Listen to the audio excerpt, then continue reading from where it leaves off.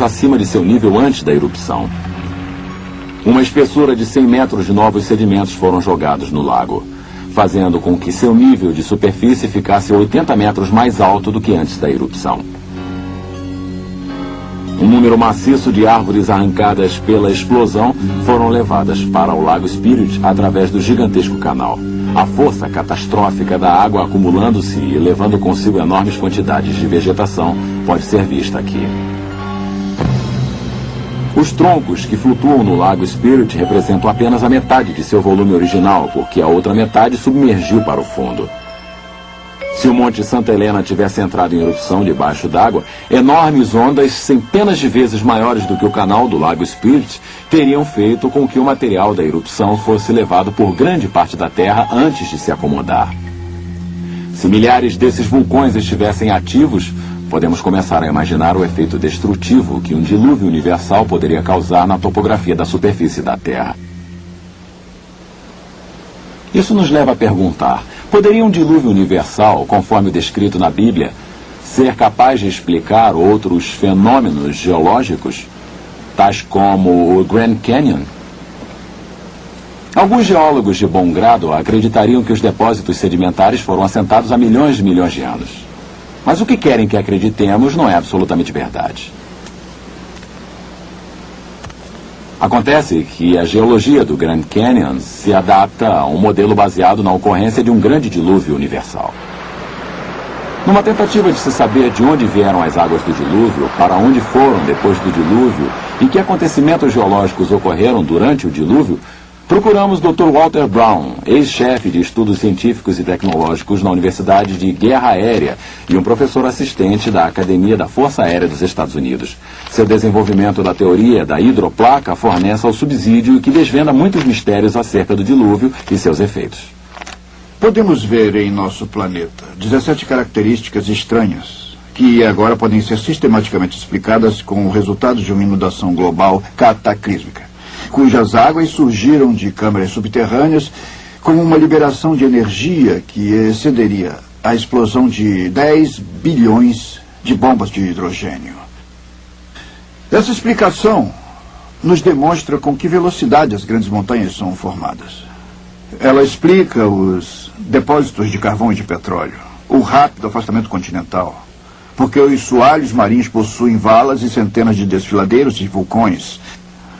Ela explica a formação da camada estratificada e os registros de fósseis, as chamadas eras glaciais e os principais desfiladeiros em terra, principalmente o Grand Canyon. A era pré-diluviana provavelmente era constituída de um enorme supercontinente contendo uma vegetação viçosa, mares, rios e pequenas montanhas. De acordo com a teoria da hidroplaca, a era pré-diluviana possuía uma grande quantidade de água subterrânea, mais ou menos a metade da que hoje em dia temos em nossos oceanos.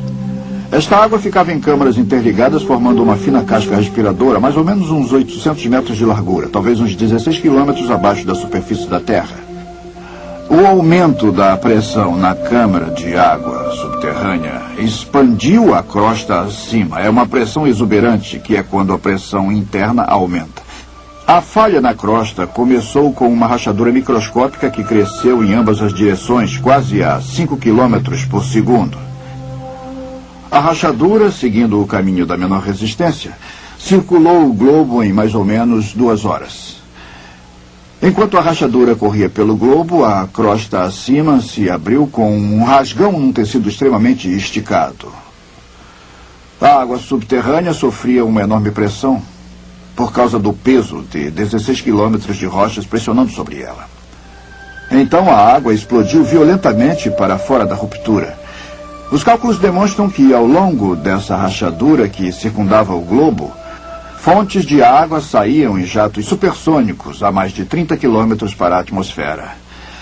O borrifo dessas enormes fontes ocasionou chuvas torrenciais como a Terra jamais havia sofrido, tanto anterior como posteriormente. A Bíblia afirma que todas as fontes das grandes profundezas surgiram num só dia. E ela descreve tais acontecimentos há cerca de 4.500 anos atrás. O que agora podemos reunir cientificamente numa ordem de causa e efeito com a teoria da hidroplaca. As fontes das profundezas e a expansão do vapor produziram ventos violentos. Parte da água saindo em jatos acima da gélida estratosfera congelou, e cristais de gelo causaram enormes tempestades de neve, enterrando, sufocando e instantaneamente congelando vários animais. As fontes de alta pressão causaram erosão na rocha em ambos os lados da fenda, e até mesmo através dos conteúdos lamacentos de muitos mares no período pré-diluviano, enormes volumes de sedimentos se espalharam através dessa água lamacenta por toda a Terra. Os sedimentos foram ficando retidos, enterrando plantas e animais, formando os registros de fósseis. A vegetação levada pela inundação seguiu para regiões onde se acumulou e se decompôs em carvão e em petróleo através de processos que podemos repetir hoje em laboratório. Experiências demonstram que, à medida que a erosão alargava a fenda, sua largura se tornou tão grande que as rochas, pressionadas embaixo da câmara subterrânea, se ergueram, dando origem à cordilheira oceânica que se estende ao longo da Terra como a costura de uma bola de beisebol. As placas continentais, as hidroplacas, ainda com água lubrificante abaixo delas, escorregaram para baixo, afastando-se da cordilheira atlântica que surgia. Depois que as maciças placas continentais lentamente desaceleradas atingiam velocidade de cerca de 60 km por hora. Chegaram até locais de resistência, se comprimiram e se enrugaram, e se tornaram mais espessas e se curvaram. As partes das hidroplacas que se curvaram para cima formaram montes, as que se curvaram para baixo formaram valas oceânicas. E é por isso que essas características são geralmente paralelas às cordilheiras oceânicas de onde deslizaram. As hidroplacas, ao deslizarem, afastando-se das cordilheiras oceânicas, abriram profundas bacias oceânicas, para onde as águas inundadas se represaram. Toda a bacia continental reteve naturalmente a água, formando vários lagos. Cada lago, formado por chuvas ou por águas drenadas de elevações maiores, derramou sobre sua margem na parte mais baixa de sua margem, ocasionando a erosão de um pequeno entalhe na margem, permitindo que mais água fluísse pelo entalhe com maior rapidez, fazendo os depósitos sedimentares ficarem mais profundos. Esse processo acelerou e fez com que toda a água do lago fosse jogada num deslizamento muito profundo, formando um desfiladeiro. O maior deles foi o Grand Canyon. A nordeste do Grand Canyon havia um enorme lago que eu identifiquei pelo nome de Grand Lake. Seu despejo liberou mais água do que todos os 5 grandes lagos reunidos. O Grand Lake derramou sobre sua margem, causando erosão em sua represa, 30 quilômetros a sul de Page, Arizona, catastroficamente formando o Grand Canyon num período de poucas semanas. O assentamento acelerado de depósitos de inundação através da ação da maré significa que houve pouco tempo para que a erosão ocorresse entre camadas sucessivas. Na escala de tempo longo, defendida pela teoria evolutiva, deveria haver considerável evidência encontrada relativamente à erosão e ao preenchimento através de formações geológicas sucessivas durante os eventos atmosféricos ocorridos ao longo de milhões de anos.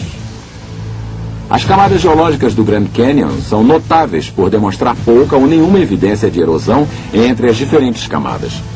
Ao invés disso, vemos formação de camadas do tipo panqueca, o que é bastante consistente com o rápido depósito vislumbrado pelo modelo do dilúvio. A erosão não ocorreu até que todas as camadas houvessem sido depositadas. Mas com que velocidade poderia o próprio desfiladeiro ter sofrido uma erosão? Assentamentos recentemente depositados mostram que ainda não endureceram totalmente a rocha, o que permite supor que a erosão do desfiladeiro possa ter ocorrido de maneira bem mais fácil do que se tivesse endurecido a rocha, como a teoria evolutiva presumiu. No entanto, sob as condições certas, a água pode abrir seu caminho através das rochas mais duras, tais como os granitos no fundo do Grand Canyon. Tais condições envolvem a cavitação.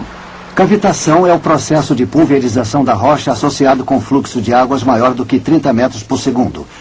À medida que a água flui através das formações irregulares até o canal do leito rochoso, bolhas de vácuo são produzidas, provocando golpes na superfície do leito rochoso, literalmente convertendo as rochas em pó. Um exemplo moderno da rápida erosão do leito rochoso através da cavitação nos vem da represa Glen Canyon, no Rio Colorado, pouco acima do Grand Canyon.